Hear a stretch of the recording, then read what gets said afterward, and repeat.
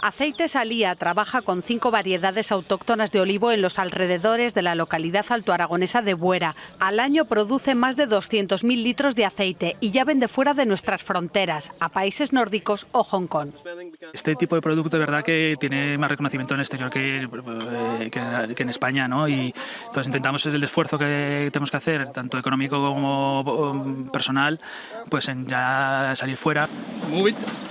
Importadores, mayoristas y distribuidores de 10 países diferentes han probado este aceite y los quesos de Radiquero. Sí, me ha encantado, hay productos muy buenos, con muy buen potencial. Creo que son productos que pudieran cumplir las expectativas que estamos buscando. The things I've tried here are wow, totally something unique. The flavor of cheeses, the variety of olive oils, it's really something I would recommend to anybody. Forman parte de una misión comercial del ICEX y Aragón Exterior, acciones que pretenden que pequeños productores gourmet de Aragón vendan a nuevos mercados.